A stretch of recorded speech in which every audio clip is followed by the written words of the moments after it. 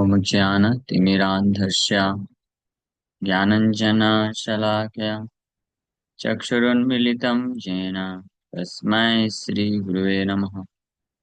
नमः ॐ विष्णुपादाय कृष्णप्रेष्ठाय भूतले श्रीमते भक्तिवेदान्त स्वामिन्निति नामिने।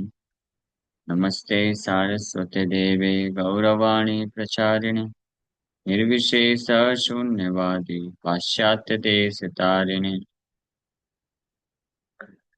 नित्यानंद नमस्तुभ्यं प्रेमानंद प्रदायिने कलौ कल्मषनाशाय जानवापते नमः।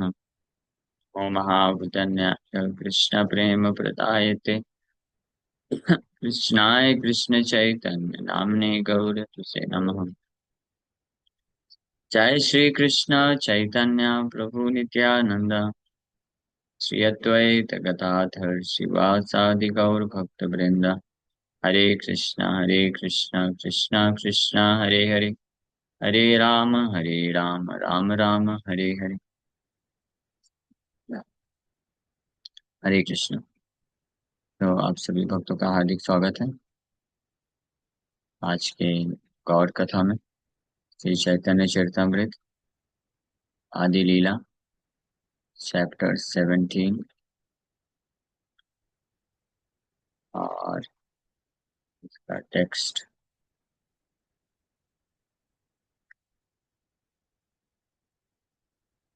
हम लोग कर रहे थे 259 तक। सर्वज्ञ गोसाई जानी सबार दुर्गति घरे बसी चिंते तसबार अव्याहति। महाप्रभु समझ गए इन लोगों की दुर्गति के बारे में जो श्री चैतन्य महाप्रभु के प्रति दोष बुद्धि रख चुके थे। तो ऑनलाइन गोसाई ऑनलाइन सर्वज्ञ गोसाई जानी सवार दुर्गति, और घर में बैठ करके चिंता कर रहे हैं कैसे उनको इस प्रकार की दुर्गति से निकाला जाए। क्या दुर्गति? श्री चैतन्य महाप्रभु अ, के प्रति दोष बुद्धि।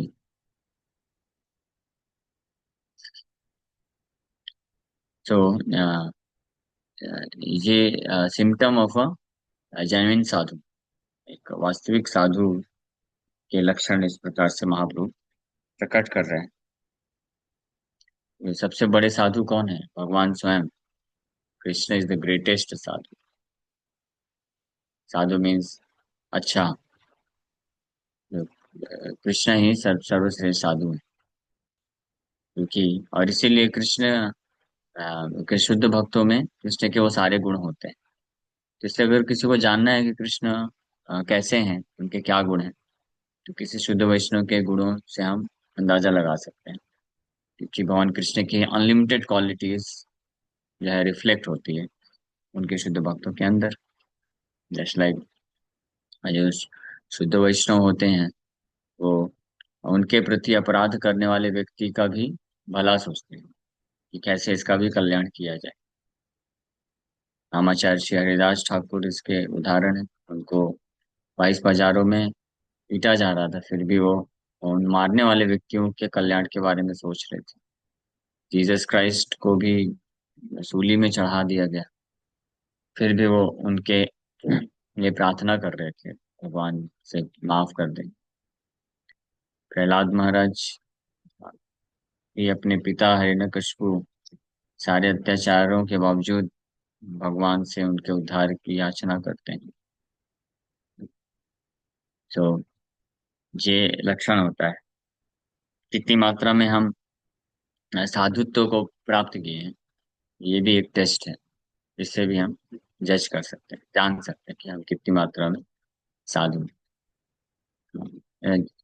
अगर कोई व्यक्ति अ, अपने ऊपर कृपा करने वाले व्यक्ति के प्रति भी कल्याणकारी कार्य करता है, तो इसका मतलब वो असाधु है, असाधु के लिमिट में है। तो उसके विपरीत अगर कोई व्यक्ति अपने ऊपर दुराचार करने वाले व्यक्ति का भी हित सोचता है और उसके कल्याण के बारे में सोचता है, तो उसको साधु बोलते हैं। Shri Chaitanya Mahaprabhu being the greatest साधु, वो ऐसा विचार कर रहा है, कंtemplating हाउ टू रेस्क्यू देम, उनका उद्धार कैसे किया जाए। ऐसे ही एक महान साधु श्रील भक्ति सिद्धांत सरस्वती ठाकुर थे। He used to say this, let me not have any other desire than to do the greatest welfare uh, for the for my worst enemy। भक्ति सिद्धांत महाराज का ये इच्छा था कि मुझे अन्य कोई इच्छा नहीं रखना है। Let me not have any other desire, और कि कोई इच्छा मेरे हृदय में ना रहे। तो क्या इच्छा रहे आपके हृदय में? केवल, तो बोले कि मेरे हृदय में केवल यही इच्छा रहे कि जो मुझे अपना शत्रु समझते हैं मैं उनका उनको सबसे ज्यादा लाभ कैसे दे सकूं। And that's why he was constantly preaching. इसलिए वो लोग मायावादियों को अच्छे से झाड़ते थे। अपेरेंटली बाहर से तो ऐसा दिखता था कि मायावादियों को वो डांटते हैं, फटकारते हैं, but his internal consciousness was this, क्योंकि मायावादी उनको अपना शत्रु मानते थे। तो वो सोचते थे कि ये मेरे को अपना शत्रु मानते हैं, इसका मैं सबसे ज्यादा लाभ क्या कर सकता हूँ। तो सबसे ज्यादा बेनिफिट या कल्याणकारी कार्य करने का फिर ये नहीं होता है कि उस व्यक्ति को जा करके केवल आलिंगन करना, या उसके चरणों को दबाना, या वो जो चाहे वो स्वीकार कर लेना। नहीं, वैष्णव जो होते हैं वो जानते हैं रियल वेलफेयर क्या होता है। इसलिए भक्तिनाथ महाराज जी हाईएस्ट वेलफेयर करते थे उन मायावादियों का। उनको पकड़ पकड़ के उनको धुलाई करते थे, मतलब सफाई करते थे मायावाद का जो कुछ संगति था उसका। हाँ, हाँ बोलिए, 1 मिनट वेट कर, 1 मिनट वेट करिए बस। हाँ, आप पहन लीजिए, तिलक लगा दीजिए, आप लगा दीजिए। सो इस प्रकार से ये भक्ति सिद्धांत महाराज जी ये सब सोचते थे। So Mahaprabhu also, he sat at home contemplating how to rescue them. जताध्यापक आर तार शिष्यगण, धर्मी कर्मी तपोनिष्ठ निंदक दुर्जन। All the so-called professors and scientists, their students, generally follow the regulatory principles of religion, routine activities, and austerities. The Lord thought, yet at the same time, they are blasphemers and rogues. So, यथा अध्यापक are तार शिष्यगण, ये जितने भी अध्यापक हैं, आप वो विचार कर रहे हैं कि अध्यापक, प्रोफेसर, प्रोफेस्ड प्रोफेसर, ऐसे जान प्रोफेसर या अध्यापक जानने वाले लोग, और उनके जितने भी शिष्यगण हैं, ये धर्मी कर्मी, धर्मी हैं, they follow regulatory principles of religion, कर्मी एंड फ्रूटिव एक्टिविटीज, तपनिष्ठ, performers of austerities, and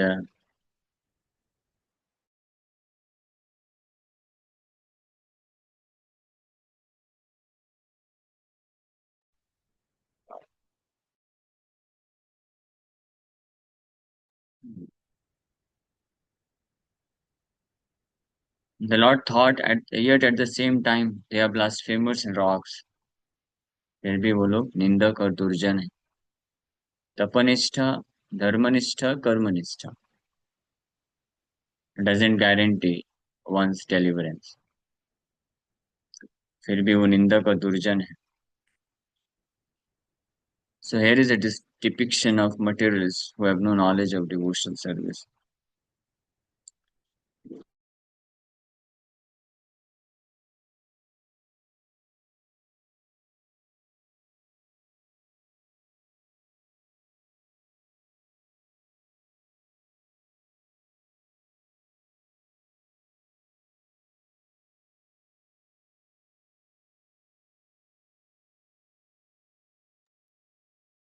They may be very religious and may work very systematically or perform austerities and penances. But if they blaspheme the Supreme Personality of Godhead, they are nothing but rogues. This is confirmed in Hari Bhakti Shuddhodaya. So जो materialist व्यक्ति कौन होता है? Materialist व्यक्ति बस ऐसा नहीं है कि जो बाहर से मटेरियलिस्टिक दिखता है वही मटेरियलिस्ट। जो बाहर से धर्म का फॉलोवर भी हो सकता है, धर्म ध्वजी बोलते हैं ऐसे लोगों को, और तो बहुत सारी तपस्या भी कर सकता है, लेकिन अगर परम भगवान का निंदा करता है तो they are nothing but rocks, they are as good as rocks and demons, just like Ravanasur. Ravan को असुर क्यों बोलते हैं? रावण तो रिलीजियस पर्सन था, बहुत सारे शास्त्र जानता था, और ब्राह्मण का पुत्र भी था। लेकिन फिर भी उसको असुर बोला गया because he blasphemed Lord Ramchandra.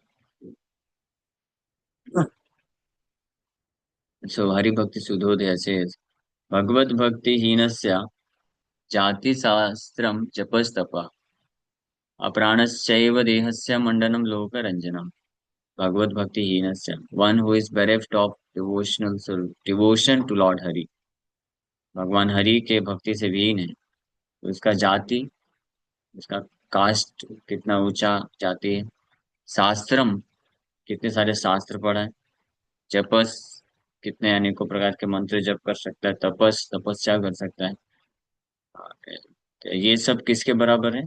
जाति शास्त्रम जपस तपस, और आज की भाषा में बोले तो जाति शास्त्रम जपस तपस डिग्री, इतनी सारी डिग्री, ऐश्वर्यम, कितना पैसा है, और सो ऑन एंड सो, और सारी चीजें। ये क्या है? अप्राणस्य एव देहस्य, लाइफलेस बॉडी के ऊपर मंडनम लोकरंजनम, डेड बॉडी को डेकोरेट करने के जैसा, all useless nonsense. So if they are without knowledge of devotional service to the Lord, then great nationalism, fruity political, fruity political or social work, science or philosophy are all simply like costly garments decorating a dead body. The only offense of persons adhering to these principles is that they are non-devotees. They are always blasphemous toward the Supreme Personality of Godhead and His devotees.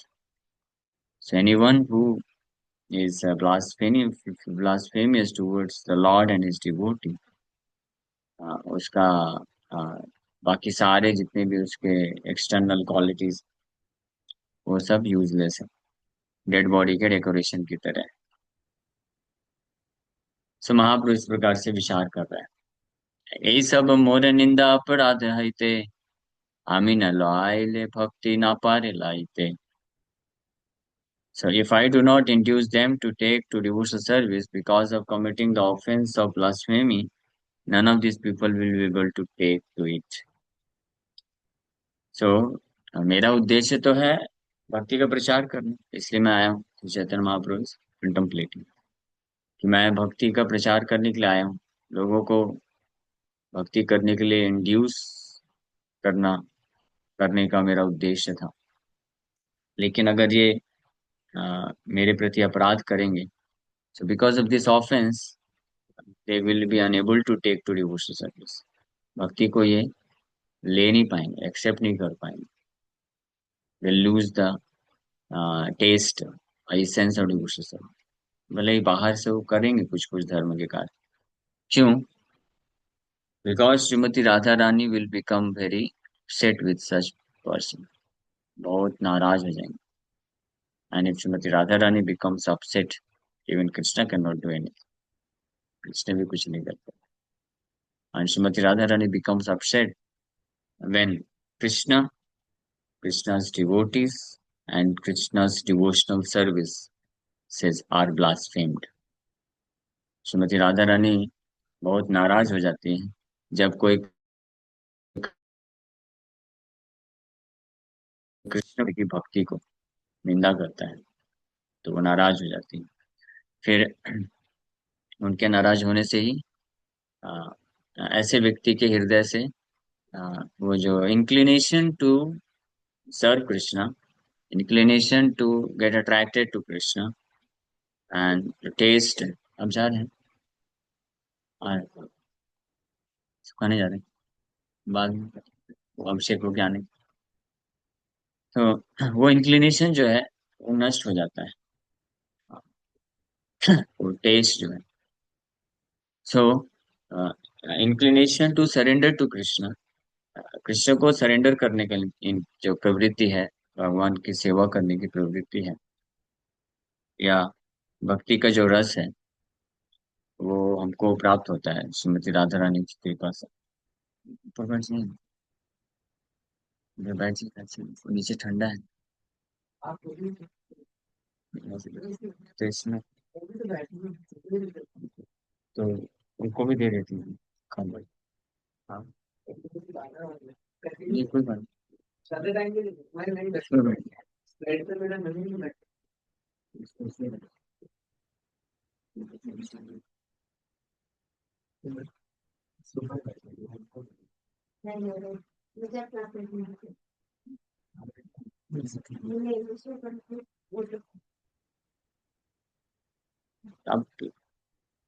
अब बैठी नहीं कर, हाँ। सो अच्छा,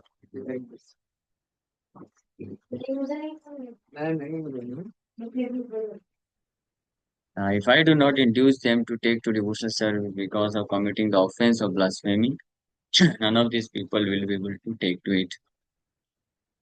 विस्तारित आइलामामि हाइला विपरीत, ये सब दुर्जनेर कैसे हाई बेकहित। महाप्रभु विचार कर रहे हैं, is blaming himself. I have come to deliver all the fallen souls, but now just the opposite has happened. इनका उद्धार करने के लिए आया, लेकिन अभी मेरे कारण उल्टा हो गया, सब विपरीत हो रहा है। How can these rocks be delivered? इन दुर्जन लोगों का उद्धार कैसे होगा? How may they be benefited? कैसे हाई बे का हेतु निस्तारित आइला मामी, आइला विपरीत, ये सब दुर्जनेर कैसे हाई बे का हिता। नवदीप धाम महात्म्य में भक्तिविनोद ठाकुर मेंशन करते हैं, नवदीप धाम को प्रकट करने के पहले भगवान कृष्ण क्या विचार कर रहे थे। ही वॉज कंtemplating लाइक दिस, कि सतयुग हो गया, त्रेता युग हो गया, द्वापर युग हो गया। सो ऐसे तीर्थ थे, ऐसे धाम थे, ऐसे मेरा स्वरूप था, ऐसा मेरा भक्ति था, अल्टीमेटली द्वापर युग में कृष्ण के रूप में भी।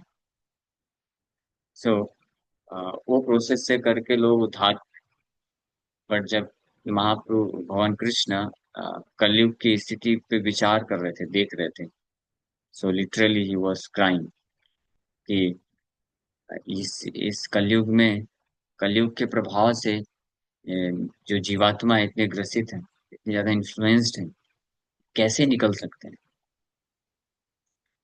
कैसे इनको निकाला जाए। तो भगवान ये विचार करते हैं, सोचते हैं, और ये जानते हैं कि अगर मैं कुछ उपाय नहीं करूंगा तो ये नहीं निकल सकते, पॉसिबिलिटी नहीं।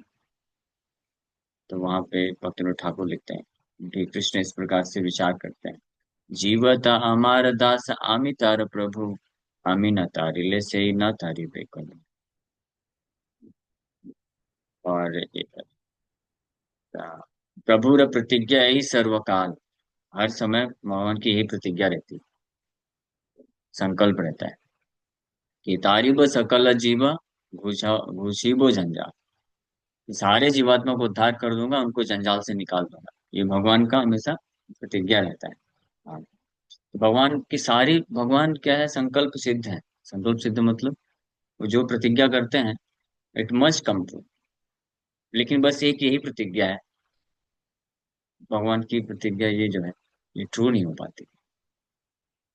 बड़े बड़े असुर लोग आए, भगवान के वचन को तोड़ नहीं पाए, Indra Chandra Varun Surya, Lord Shiva also, Lord Brahma also, कोई भगवान की प्रतिज्ञा के सामने बाधक नहीं बन सकता है।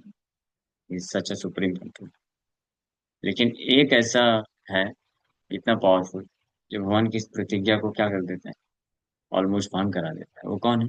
वो पावरफुल व्यक्ति कौन है? You know. हाँ, ऐसे करिए। हाँ, हम जीवात्मा इतने पावरफुल कि हम कृष्ण की प्रतिज्ञा को तोड़ने की शक्ति रखते हैं। कृष्ण आपकी प्रतिज्ञा होगी, प्रभुर प्रतिज्ञा यही सर्वकाल प्रतिज्ञा है हर समय। गुचाबो जंजाल तारिबो सकल जीव, सारे जीवों को उद्धार करूंगा, जंजाल से निकाल दूंगा।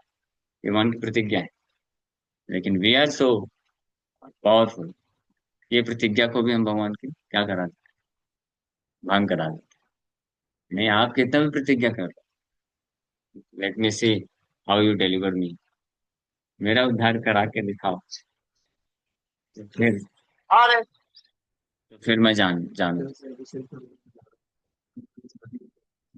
अच्छा। हाँ ठीक है, अब से कॉल करिए, आप जाइएगा। हाँ ठीक है। तो चैतन्य महाप्रभु, ये ये प्रतिज्ञा हमेशा है कि कैसे जीव का मैं उद्धार करूं। तो ये विचार कर रहे हैं, जीवत हमार दास आमी तार प्रभु, आमी ना तारिले से ना तारिले करो। कि मैं जीव तो मेरा ही दास है, भगवान ऐसा विचार करते हैं। जीव तो मेरा ही दास है, और मैं उसका प्रभु हूँ, मास्टर हूँ। अगर मैं उद्धार नहीं करूंगा तो उसका उद्धार कैसे होगा? So Krishna is got more concern for our deliverance than us. हमसे ज्यादा कृष्ण को चिंता है, कंसर्न है हमारे उद्धार की। But we are so adamant कि हम तैयार नहीं है। एक वो करेंगे।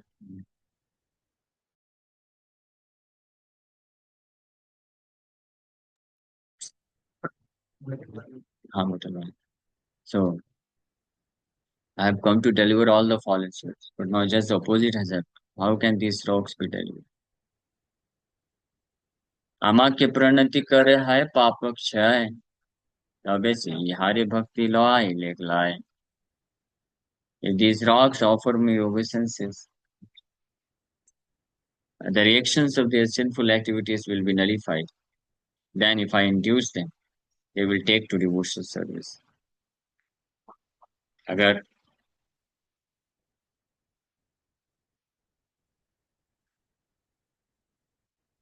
वो अगर देखेंगे, तो अगर ये जो रॉक्स है, गुरुजन लोग हैं, ये जब मुझे प्रणति करेंगे, प्रणाम करेंगे, तब इनके पाप नष्ट हो जाएंगे। तबे से ये हारे भक्ति लाए ले लाए, तब मैं इनको भक्ति प्रदान कर पाऊंगा, ये लोग भक्ति ले पाएंगे। जब तक भगवान के प्रति अपराध है या वैष्णव के प्रति अपराध रहेगा, तो तब तक ये पॉसिबल नहीं, कोई भगवान की भक्ति को ले पाए, एक्सेप्ट कर पाए। लेकिन जैसे ही ये अपराध पाप नष्ट हो जाता है, तो भगवान की भक्ति को इमीडिएटली ले सकते। मोरे निंदा करे जे न करे नमस्कार, ये सब जीवेरा अवश्य करिबे उद्धार। I must certainly deliver all these fallen souls who blaspheme me and do not offer me obeisances. ये जितने भी पतित लोग हैं, जो मुझे निंदा करते हैं, उन सब का उद्धार मुझे करना चाहिए। मुझे जो नमस्कार नहीं करते हैं, प्रणाम नहीं करते। महापुरुष सोच रहे हैं, मोरे निंदा करे जे ना करे नमस्कार। बोल रहे हैं, जो मेरा निंदा करते हैं लोग,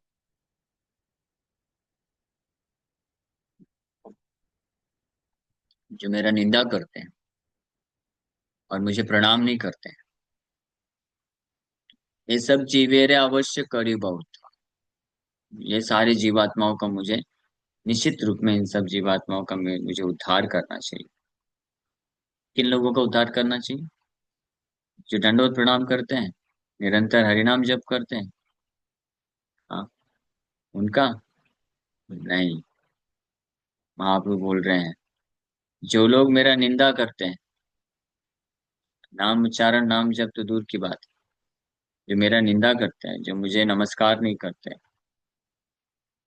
प्रणाम भी नहीं करते, तो उन लोगों का उद्धार मुझे निश्चित रूप में करना चाहिए। तो फिर ऐसे लोगों का क्या कहना, जो भगवान का श्रद्धा के साथ सेवा करते हैं, नाम जप करते हैं, उनका उद्धार भगवान क्यों नहीं करेंगे? वाह, ऐसा डाउट क्यों आता है फिर? क्या भगवान का भजन तो कर रहे हैं, फिर भी भगवान उद्धार करेंगे कि नहीं करेंगे, पता नहीं। ऐसा डाउट आना चाहिए या आना चाहिए क्या ऐसा डाउट? हाँ, महाप्रभु से मोरे निंदा करे जे, मेरा जो लोग निंदा करते हैं, ना करे नमस्कार, मुझे प्रणाम नहीं करते हैं, ये सब जीवेरा अवश्य करिब उद्धार, इन सब का मुझे उद्धार करना चाहिए, मस्ट, आई मस्ट, अवश्य मीन्स मस्ट।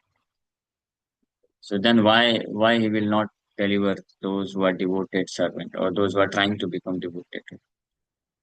उनका उद्धार क्यों नहीं करे? ऐसे ऐसे भगवान का आश्रय के अलावा और किसका आश्रय लेना चाहिए इस संसार में? और कोई है जो इस प्रकार से इतना इंक्लाइंड हो सकता है हमारे ऊपर कृपा करने के लिए? बाकी आप किसी को कितना भी प्रयास करेंगे संतुष्ट करने का, सेवा करने का, वो अल्टीमेटली आपको छोड़ ही देगा, संतुष्ट नहीं होने वाला है। बट भगवान इतने महान है, भगवान बोल रहे हैं कि जो मेरा निंदा करते हैं, जो मुझे प्रणाम भी नहीं करते, अवश्य उद्धार, ये सब जीवेरा अवश्य करीबा उद्धार, इन सब का मैं अवश्य उद्धार करूंगा। So then why should there be any doubt? अतएव अवश्यामि संन्यास करीबा, सन्यासी बुद्धे मोर प्रणत हाइबा, आई शैल एक्सेप्ट। ये सोचते हुए आप लोग डिसाइड कर लिए,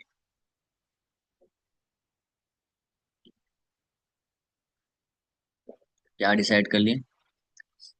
दैट अतएव अवश्यामि संन्यास करीबा, इसलिए मुझे निश्चित रूप से संन्यास लेना चाहिए। उससे क्या होगा? For people will offer me their obeisance,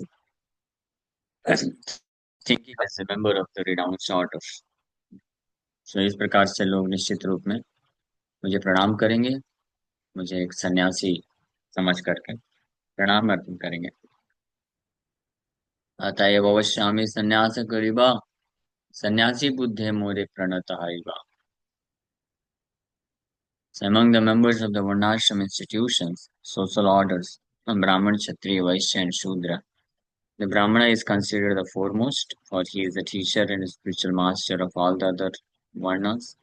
Similarly, among the spiritual orders, Brahmacharya, Grahastha, Vanaprastha, and Sannyas, the Sannyas order is the most elevated. Therefore, a sannyasi is the spiritual master of all the varnas and ashramas, and a brahmana is also expected to offer obeisances to a sannyasi. Unfortunately, however, caste brahmanas do not offer obeisances to a Vaishnava sannyasi. They are so proud that they do not offer obeisances even to sannyasis. What to speak of European and American sannyasis? Sri Chaitanya Mahaprabhu, however, expected that even the caste brahmanas would offer respectful obeisances to a sannyasi, because 500 years ago, the social custom was to offer obeisances immediately to any sannyasi, known or unknown. So Sri Chaitanya Mahaprabhu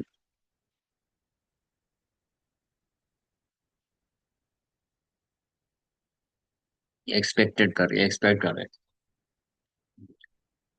ये एक बहुत ही general basic level of etiquette है, that as soon as we see a sannyasi or a Vaishnav, we should offer obeisances.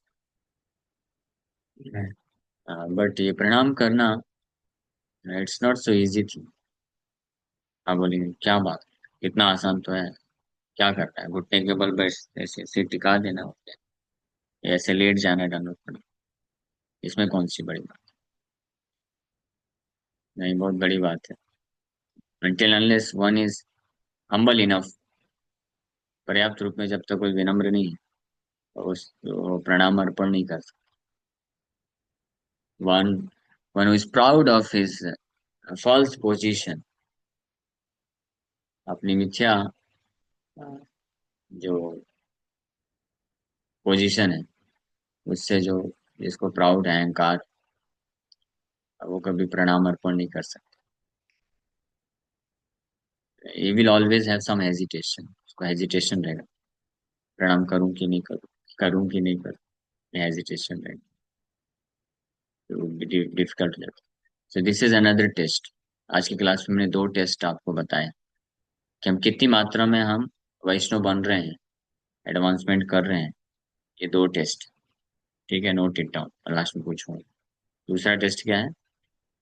जितनी मात्रा में हम किसी वैष्णव को देखने मात्र से धड़ाम धड़ाम से गिर नहीं जाते हैं प्रणाम करने के लिए, उतनी मात्रा में हम विनम्र हैं, वैष्णव बन रहे हैं।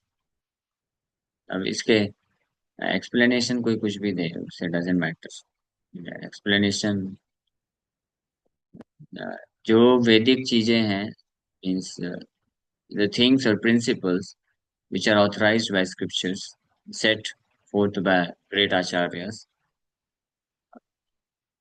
उसके उसके अगेंस्ट एक्ट करने का there can not be any reason और एक्सप्लेनेशन, उसका कोई मतलब नहीं है। Pranam, such a great means opportunity for us. So जो प्रणाम करना जानता है, अ, वो ही can attract the mercy very easily, बड़ी आसानी से कृपा को आकर्षित कर लेता है। That's why we should never hesitate to offer obeisance. लेकिन ये रूपा जी लिख रहे हैं कि कुछ ये जो स्मार्ट ब्राह्मण होते हैं, वो अपनी पोजीशन से इतने अहंकार होता है उनको कि वो लोग इंडियन सन्यासी को भी प्रणाम नहीं करते, अमेरिकन सन्यासी तो दूर की बात है। ये 500 साल पहले एटलीस्ट महाप्रभु एक्सपेक्टेड कि अगर कोई सन्यासी रहेगा तो ब्राह्मण भी उसको प्रणाम करे।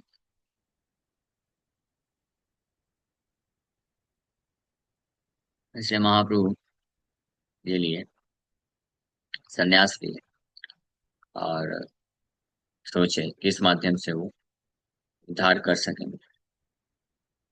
क्योंकि जैसे ही आप प्रणाम करते हैं हृदय से, आ, भगवान के प्रति या कोई वैष्णव है, आचार्य, जिनके प्रति हमारे हमसे अगर अपराध हुआ है, तो हमारे सिंसियर प्रणाम के द्वारा वो अपराध जो है नलीफाई हो जाता है।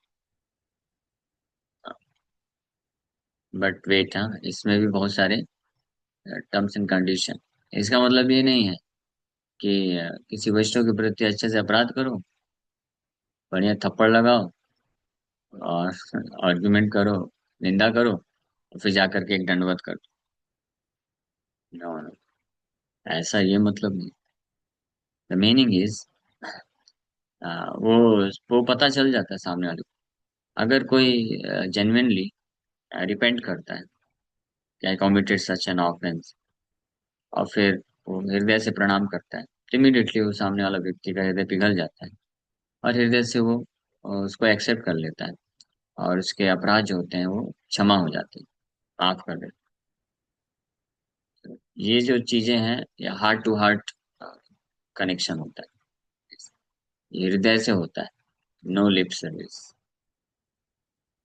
किसी से आशीर्वाद मांगना भी, it's not just lip service.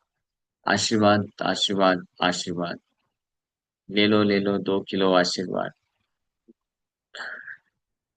और कोई महान संत भी है, अगर उसको बोले आशीर्वाद दीजिए, तो फ्रस्ट्रेट होकर के बोल भी दिया ठीक है ले लो आशीर्वाद, तो वो आशीर्वाद नहीं। आशीर्वाद मतलब हमारे एक्शन के द्वारा और हमारी सिंसियरिटी के द्वारा, जब हम प्रसन्न कर देते हैं, सेटिस्फाई कर देते हैं heart of a person. So automatically, without saying a word, he blesses, वो आशीर्वाद दे देते हैं और वो immediately effective हो जाता है वो potentially. So the sannyasis of the Krishna consciousness movement are bona fide. All the students of the Krishna consciousness movement have undergone the regular process of initiation. As enjoined in the Hari Bhakti Vilas by Sanatan Goswami, तथा दीक्षा विधानेन द्विजत्वं जायते नृणाम्. By the regular process of initiation, any man can become a Brahmana. Thus, in the beginning, the students of our Krishna consciousness movement agree to live with devotees, and gradually, having given up four prohibited activities, illicit sex, gambling, meat eating, and intoxication, become advanced in the activities of spiritual life. So, इस ISKCON movement, हरे Krishna movement में जो भी सन्यासी हैं, प्रभुपाद जी बोल रहे हैं, those who have undergone authorized initiation process, वो बोनाफाइड है, भले ही उनका पास्ट कैसा भी रहा. लेकिन प्रोसेस क्या है? प्रोसेस है कि शुरू में ही, in the beginning, the students of our Krishna consciousness movement agree to live with devotees, and gradually having given up for prohibited activities, illicit sex, gambling, meat eating, intoxication, they become advanced in the activities of spiritual life. कि शुरू में ही जो भक्त होते हैं वो स्वीकार करते हैं भक्तों की संगति में रहने. To live with devotees means it's not just in physical sense कि साथ में ही रहना, that is also there of course, but to live with the devotees means uh, to share heart only with devotees, to associate with devotees, to accept uh, means whatever devotees say, not to share or associate or accept those who are non-devotees. इसको बोलते हैं devotee association. Means sadhu sang means sangha tyag. The first condition is one must give up non-devotee association. Then his association with devotees can be accepted as genuine. उसको genuine माना जा सकता है. Otherwise कई लोग होते हैं वो डिवोटी के साथ एसोसिएशन तो करते हैं, मीन्स डिवोटी से भी ये वार्तालाप करते हैं, हार्ट शेयरिंग मीन्स करते हैं, क्वेश्चन आंसर करते हैं, बिकॉज उनके अंदर ये होता है कि चलो सबका पर्सपेक्टिव लेना चाहिए in the name of becoming broad minded. Broad minded होना चाहिए, ब्रॉड माइंडेड बनने के लिए वो सबका पर्सपेक्टिव लेना चाहते हैं और फिर उसके उस वो सारे पर्सपेक्टिव को अपने ये जो छोटी सी बुद्धि के तराजू में तौलना चाहते हैं और फिर डिसाइड करना चाहते हैं कि विच इज बेटर. हाँ, इस मामले में ठीक है, ये भक्तों भक्त जो शास्त्र का और आचार्यों का ओपिनियन है, ये ठीक है. लेकिन इस मामले में इनका ओपिनियन सही नहीं, इस मामले में जो मटेरियलिस्टिक व्यक्ति हैं उनका ओपिनियन सही. इस प्रकार की मेंटेलिटी जो हजार्डियस फॉर स्पिरिचुअल हेल्थ, आध्यात्मिक जीवन के लिए, आध्यात्मिक स्वास्थ्य के लिए बहुत हानिकारक है ये मेंटेलिटी. सो जब तक कोई कंप्लीटली नॉन डिवोटी एसोसिएशन छोड़ नहीं देता है, he is not actually in devotee association, to be very frank. Non devotee association छोड़ने का मतलब ये नहीं है कि आप नॉन डिवोटी से मिलिए ही नहीं, बात भी नहीं करना है, कुछ नहीं करना है, वो मतलब नहीं है. वर्क रिलेटेड बातचीत कर सकते हैं, but spiritual life related and personal life related and heart sharing and deciding कि क्या सही है क्या गलत है, ये सब से रिलेटेड आचार्यों का मत और शास्त्रों का मत मैटर करना चाहिए. नॉन डिवोटी का जो है ओपिनियन मैटर नहीं करना चाहिए। तो जब तक to the degree we are seeking shelter or guidance or some support function in our spiritual life or in our personal life from non-devotees. To that degree, we are deviating from this principle of devotee association. So this is one thing. Initiation की qualification भी है ये सारी चीजें, ये भी note करिए। Qualification to get initiated. That students should agree to live with devotees and gradually having given up for prohibited activities. इसका मतलब ये नहीं है कि धीरे धीरे चार नियम फॉलो करना। ये थोड़ा इंग्लिश अच्छे से पढ़ना पड़ेगा। एंड ग्रेजुअली कॉमा लगा हुआ है after giving up, having given up for prohibited activities illicit sex gambling meat eating and intoxication.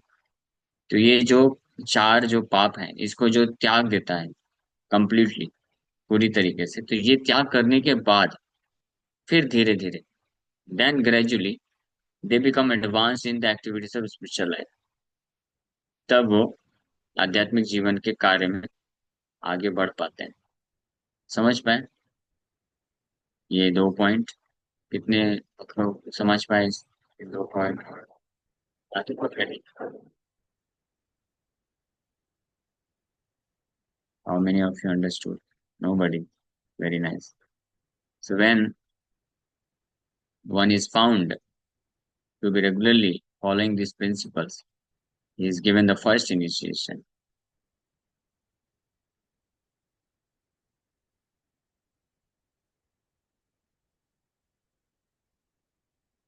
Harinam. And he regularly chants at least 16 rounds a day.